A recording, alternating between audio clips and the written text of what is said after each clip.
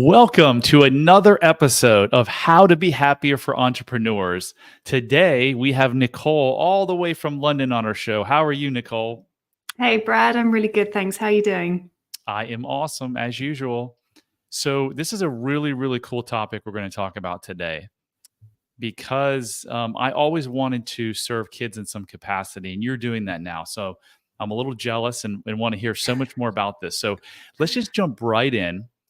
I know that when we talked earlier, you talked about that you work exclusively and extensively with teenagers and you help them navigate anxiety and overwhelm. Can you share insights into the importance of nurturing a positive relationship with oneself and how it relates to those challenges? Yeah, sure. I don't work exclusively with teenagers and young people, but that is my kind of passion area, if you like. Extensively. I should have said extensively. Okay, so the importance of nurturing a positive relationship with oneself.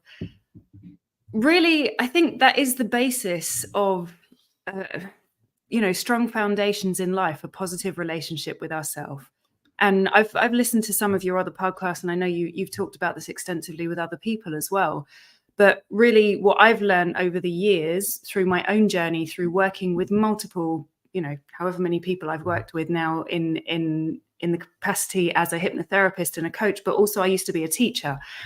So working in the world of education as well. And you see just in general how hard people are on themselves in life. And we learn, we learn to put ourselves down. We kind of, learn from the world around us. I don't know about in the States, but in England, it's very much, especially when I was growing up, and I think until, recent years, you're never supposed to lift yourself up. You were never supposed to talk well about yourself. You were never supposed to be kind of positive because it came across as arrogant, and you were very much kind of put down by your peers if you were like, oh, I'm really good at that, or oh, I did that really well, or something like that. So there was a lot of stigma around you being kind to yourself, right? So I don't know, but I don't know if you have that same sort of culture in the States, but in England it was very kind of prominent.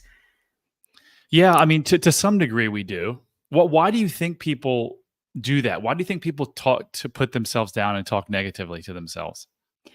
Like I say, I think in the UK there's always been a kind of cultural thing around, oh, you kind of make fun of yourself, and in that sense you put yourself down and hee hee ha ha type thing. And like I say, there's another aspect of, if you do big yourself up, you're arrogant, and it comes across as arrogant. So people kind of, oh no, it's really off-putting because that person, really loves themselves or something like that. I mean, things have changed now, and I think things are changing more and more.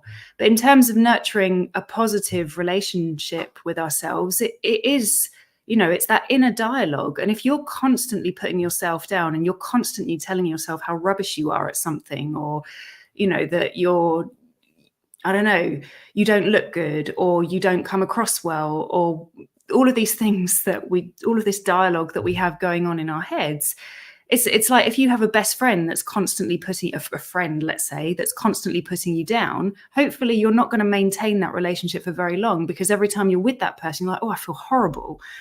So, you kind of start creating distance and moving away from that relationship. Well, it's the same thing. We're with ourselves 24 hours a day. We're with no one else as much time as we are with ourselves, not our parents, not our siblings, not our partners, not our children, not our best friends. So it's so important that we cultivate that kind of positive relationship with ourselves, because it's the only one, and it's the most intimate and the most important relationship that we're ever going to have in our entire lives. So you tell us how, like, Janie comes to you with anxiety. What do you do? What are your techniques, and what can you recommend someone listening who is either a teenager listening to this or a parent that has a teenager? How do you help them? Well, that's a big question. How do you help them?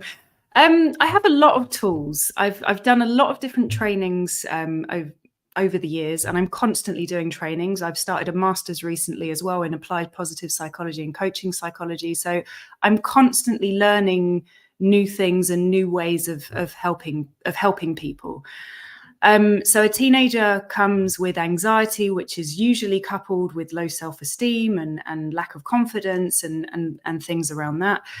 And really, it's about finding out what's going on with them, what's the story, where is this coming from, and helping them change that framework, let's say. And I know you've had previous guests, and we're talking about reprogramming and changing our kind of subconscious programming and things like that. And also, but it's, for me, that's coupled with giving people tools, especially young people, giving them tools that they can take away, share with their friends, right? I've had loads of young people come to, oh yeah, no, I was teaching that to my friends, and then we started doing some other stuff, and then we went down this rabbit hole and we found out about breath work, and we started doing that together. So it's these tools that I kind of teach them that they can go away with. They end up having like a positive knock-on effect with their peers as well, if they've got that kind of environment and that relationship that they can share the work that they're doing with their peers, with their siblings. So I don't know that actually answered your questions in terms of what I do with them. Well, you said you provided tools. So tell me, like, one of your most powerful one or two tools that if all the other ones were taken away and you can only use two, what would those two tools be? Oh, okay. I think one of them is guided kind of meditations. Guided meditations. I do a lot of that work with young people in terms of helping them connect with themselves and understand themselves. One of the reasons I do that, I think emotions are complex things, right? And I think most human beings, adults especially, we still don't understand our emotions, right? Most people from a very young age are being told, don't laugh, don't cry, don't be jealous, don't be angry. This is not the appropriate moment to smile or be happy or whatever it is. We're constantly being told that our emotions, our responses, our reactions are wrong for some reason by societal, cultural standards in whatever situation. So what happens? Most of us, we learn to kind of push these things down. We learn to not feel those things because it's not appropriate in that moment. So as we grow up, this is my kind of analogy, most people are walking around with like a pressure cooker inside of them. Okay. And this pressure cooker, it's got all of this pressure building up, and the steam just gets let off in random directions at random people, mostly at people, our partners or whoever it is, people that don't really deserve it, because it's not about them. It's about all of these emotions that we don't understand and we haven't learned how to process. Again, I'm very aware that things are changing now, and kids at school are learning more tools to deal with these things. But teenagers are very much in that process, and teenagers, they don't understand emotions. They don't have the words really to express them. So one of the most powerful tools that I can give anyone, especially a young person, is take a moment, connect with the sensation. What's going on inside of you? Where are you feeling it? What color is it? What does it look like? Does it have a texture? Do we need to give it a voice? Let's get it out there. Let's find out what it wants to say, what it's trying to tell you, what the message is. Whether we do that verbally, whether we do that through drawing, whether we do it through, I don't know, movement, however we need to do that, getting them to connect with themselves and understand, start to make sense of this response that feels like it's so out of control. Yeah. Love. So those two would be the two is guided meditation. The second is just like identifying and feeling what's going on in your body. Yeah. I think that those are two tools. I don't know that. Yeah, I don't know that if I could sort of get rid of everything else, because everything is relevant in the moment with that particular person. But yeah, those are two kind of big things that I use. And if those children don't do the work that you are providing to them, they end up as an adult. And I take on clients all the time who, when I ask them about their emotions, they're like, well, I'm not feeling anything. And I can't tell you what I'm feeling. It's because you said earlier that they've lost connection with themselves. They've typically gone through something stressful in their childhood. It doesn't have to be something outrageous. It can be something small. They disconnect, and they it's painful. So they literally don't know how to deal with their emotions because they either stuff them down or just completely disconnect. And you and I know that that actually is okay as a very young child because it helps you get through that stressful time. But as an Mm. adult, it can wreck your health and your relationships and pretty much everything, right? Yeah, absolutely, absolutely. And I'm sure you've seen it time and time again with your clients the same way that I have. Not even just with clients, right? With everyday people. So one thing you said to me when we talked a week ago or so that really just floored me. It's very unique, and that is that your approach is not always involving parents in the therapy process for teenagers with anxiety. Could you explain your reasoning behind this and how it helps your young clients? Mm. Yeah, yeah. So I know other people that work with young people kind of insist on getting parents involved. I think my take on it is I could go down the route of obliging parents to do some sort of therapeutic work with me. But as we know, if you oblige anyone to do something, you're going to come up against resistance.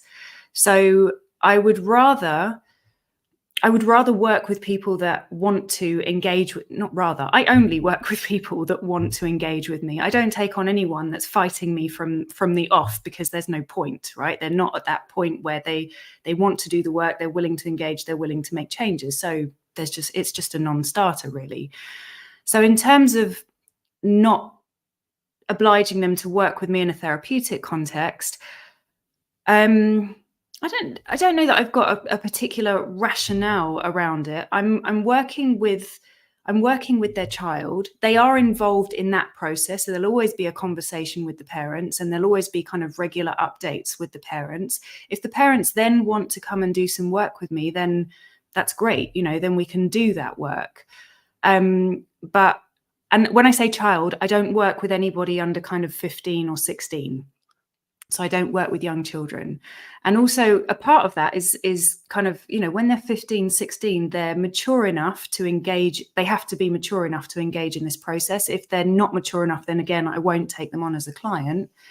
And I think this is like a protected space for them. It's a protected relationship for them. So in a sense, it's helping them feel more ownership over the relationship and over their process, rather than saying, okay, well, I'm going to be working with mum and dad as well, or mum and dad are going to be involved in these sessions with us. And I think that takes away the autonomy and the sense of confidentiality and ownership from the young person. Do you often find that the parents have a role to play in the child's anxiety? Always. Always, always. Always. Yeah. Yeah. Yeah. So if Yeah. you're listening to this and you have a child with anxiety and you're like, why do they have anxiety? You just have to go look in the bathroom mirror, grab your spouse if you have one, and just go look in the mirror. You're the cause, and that's not to indict you because both of my kids had anxiety based on my lack of connection and my lack of self-love. So it's not your fault. It was something that you probably went through as a child, and you went through as a child because your grandparents went through it and your great grandparents, and we just keep passing this down. So Nicole, of the folk and it makes a lot of sense now because for some reason I was thinking like an 8-year-old. Let me ask a hypothetical question. If you were to work with an 8-year-old or 9-year-old, would you then have to involve the parents? I mean, Um, involve as in you. If you're the cause of this, I've got to help you heal your pain. If you want your 8-year-old to get better. Look, there's definitely an argument for it. Absolutely. There's definitely an argument for it. Like I say, I don't work with kids that young, Yeah. so it's a difficult question for me to answer, but I can absolutely see why there's a strong case for it. Yeah. Yeah, that makes sense because at 15, you're right. Like my daughter's 16 and she probably has a maturity of like a 18 or 19-year-old. Most of her friends are a couple Mm. years older. How many of the percentage wise, just rough, like of the 15, 16, 17-year-olds that you're working with, when you start to work with them, their parents are like, whoa, I do have some work to do. And then they end up doing some work. Is it a smaller amount or a larger amount? It's definitely a smaller amount. Oh, It's definitely a interesting. smaller amount. Look, it's hard for people to look at themselves and take I think responsibility is a big word here, maybe, but it is hard for people to look at themselves and say, oh, something I'm doing is creating my kid to suffer. And that's a hard, that's a tough pill to swallow for people. I've never thought about this, but if the old Brad from 3 years ago, this is the new 2.0 version of Brad, but the old version, if you'd have come to me and said your kids have anxiety because of you, I don't know what I would have done. I might have fired you. I'd have been like, you don't know what you're talking about. What do I have to do with it? Maybe their mom, because she's got her issues, but me, I'm a great dad. I'm there all the time. So yeah, I can understand why a lot of parents would be like, no, it's not me, but you and I know from working and our mentors working with thousands and thousands of people that you always have to look to the caregiver or the parent if the child has anxiety or depression. And so good stuff. So how did you get into this? What led you into this life and helping these teenagers? All right. So like I said, I used to work in education. I've worked in lots of different areas in education, teaching. I used to run summer schools for international students. I've been a teacher trainer, all sorts of things. And I was always a bit of a rebel. I was always a bit of a rebel teacher. I was the one who's like, yeah, just chuck the book out the window. We're going to do something more meaningful today. My backstory really is that I was a very unhappy teenager. And again, when I was growing up, mental health was very stigmatized and not something that you talked about.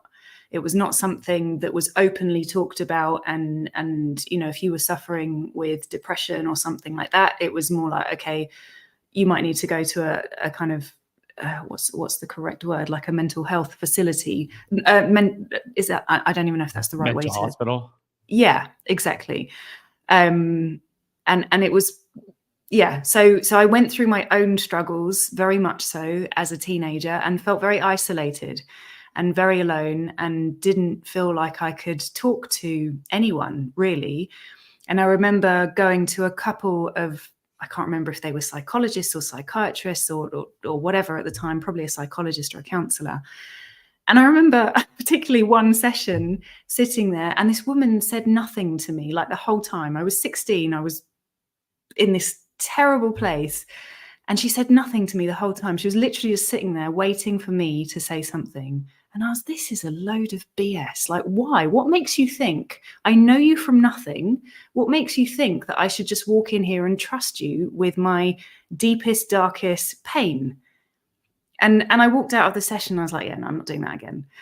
And I had a couple of experiences like that. And really, I also had health issues. And it was kind of around then that I decided, when I grow up, I want to help young people. I want to be a person that young people feel that they can trust, feel that they can open up to, feel that, they can approach if they have a problem and not be judged for it and not be told, oh, it's just because you're a teenager and your hormones are all over the place, or all of those stereotypical things that are so unhelpful when somebody's struggling, that we kind of box teenagers into this corner of hormones or this, that, and the other. And it's a difficult time in life. Yeah, So, for sure. yeah. Okay, awesome stuff. So can you talk a little bit more about I kept you to two tools before, but actually let me ask this question a different way. If someone's listening to this and they have a child that has overwhelmed and anxiety, what's the first couple steps that parent could or should take? Well, first of all, okay, so talk to your child. Really, they need to talk to their child, but and I know that can be more difficult, I think, than it seems, but creating a space where there's no judgment, creating and also not what's the word, kind of overwhelming and overwhelming your child even more. Sometimes too much, oh, are you okay, and kind of tiptoeing around it can also make the situation a little bit worse. So it is difficult to find the right space and the right tone to approach your child, but keeping the conversation open is really important.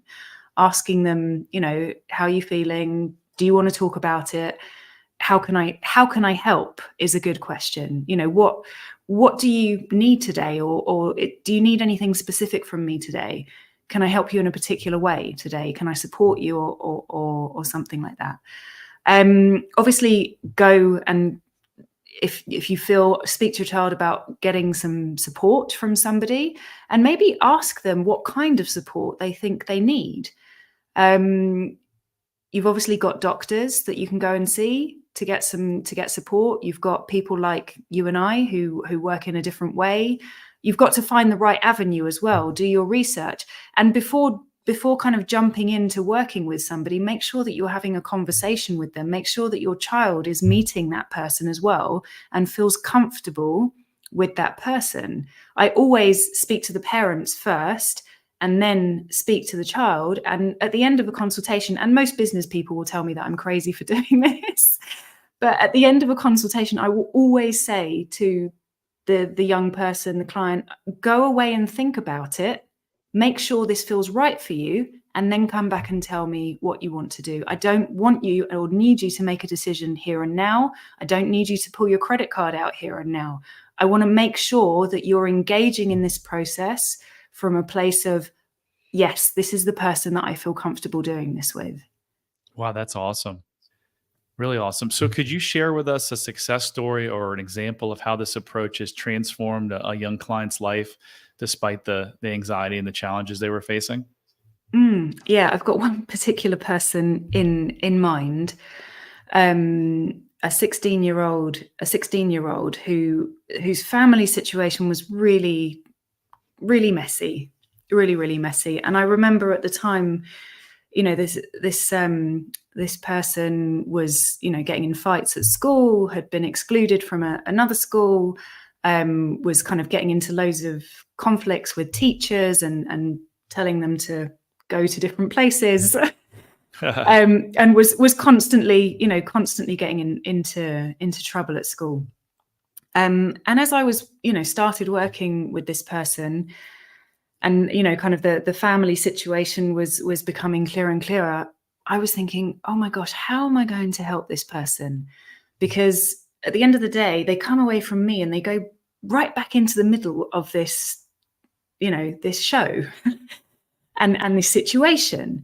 And I do remember thinking, how am I going to help this person? What are we looking to do here, really? And the analogy that really came to my mind was, okay, so this person is going back into their family environment, and it's almost like they're standing in the middle of a tornado, and the tornado is the family and all of the craziness that's happening around them that's completely out of their control. So what can I do to help this person thrive, let's say, in the middle of a tornado? Yeah. Well, I can help them build the resilience, the skills, and have the tools to stay calm and grounded despite all of that stuff going on around them. And we did that work. And at the end, by the end of the time that we'd finished working together, this person was walking around. I mean, started off with a hood up all the time, headphones in, looking down, very, very tall person, shoulders kind of down like that. By the end of it, there was no hood, standing up straight, shoulders back, confident, looking at people in the eye, to speak to them. This is huge. This was a massive change. And by the end of it, was going back into the family environment, cooking for the family, started becoming the good influence in the family, and creating moments that they could share, that they could, sit down and talk together over a meal because they took up an interest in cooking. So it was an amazing transformation. And I can't take, yes, I'm facilitating and helping this person, but the person is the one that's going away and implementing these things and making the changes. So really the credit is down to them. That's amazing. So did their family improve by the child or the teenager improving? Yeah. And that's going back to your original question, not your original, but one of your questions about why not involve the parents. Sometimes it just takes one domino to have a positive effect on other people around them. Yeah, I don't know who said it, but I love this quote. Pain moves through families until someone's willing to feel it. Hmm. And when I you have love that that. one brave soul that comes and's like, I'm going to feel it. In my little 3-person family now, um, yeah, I raised my hand. Although the irony is that this all started because of my son's anxiety that I caused. It's so crazy. I guess a better word is interesting how things work out. So because of the effect my father had on me and how I affected my son and trying to help him, I changed my life, and now I'm helping to change his life and my daughter's, and then countless others. So it's just, life is a beautiful thing. Mm. Nicole, you use hypnosis as part of your toolkit. Is that right? That's right. Yeah. Why hypnosis? I love hypnosis. I I do love too. I do hypnosis. too, but I'm gonna be like this. I'm gonna be like the skeptical guy here. Why hypnosis? Is that like when you were chasing around a mouse on stage? It's such a powerful tool. It really is such a powerful tool, and it's really empowering. And again, going back to my own experience, I remember being in my sort of late teens, early 20s, and having a really, really tough time, and thinking, I just want somebody to crack my head open and just rewire it. You know, that was my big sort of desire. And I didn't quite find that ever. I had to do the work myself, which was really hard and a really long road. And then I kind of came across hypnosis again at a challenging time in my life. And and the change was phenomenal. It really was. I don't know that it was an overnight thing for me. It was more of a progressive thing for me, because I was listening to audios every single day and I was doing all of these different things. But I've seen the power of it, and I think it's a it's a phenomenal experience. And there's so many ways of using it, and there's so many tools within hypnosis, and I'm very intuitive when I work as well. So I'm very much, kind of responding to whatever the client is giving me in the moment, and can go off in all sorts of amazing places. And there's nothing for me more beautiful than somebody sort of coming, opening their eyes from a hypnotic experience and going, oh my God, that was, I feel different. I feel like I've experienced a different part of myself, or a different possible way of being. I hear over and over and over again at the end of the sessions, man, I feel so much lighter. Mm. But tell us what truly makes hypnosis so powerful. Whew. What makes it so powerful? I think, look, there's so many kind of theories around hypnosis and what it is and what it isn't.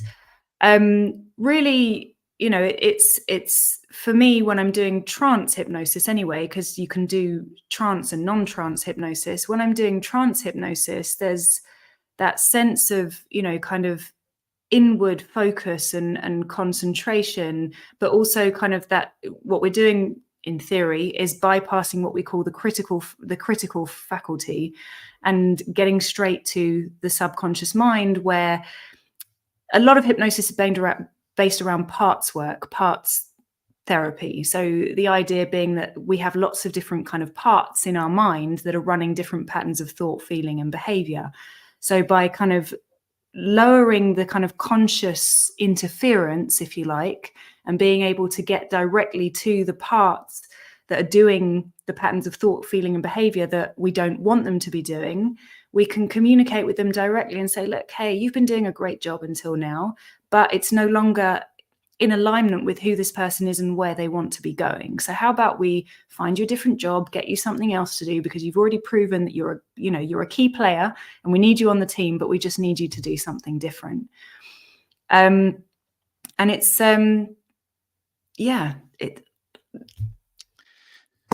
So like a part to give an example, a part could be that a part came up with anxiety because it thought it might be protecting. And so you could say to that part under hypnosis, well, why don't we now reassign that part, or just have that part leave altogether? And I think you said this, it's the tapping into the subconscious mind, which controls 95% of our behavior, where I find that hypnosis is just so freaking powerful.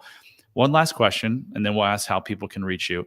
Do you find that this 15, 16-year-old age group is any responds any better or worse to hypnosis than a 35 or 45-year-old adult?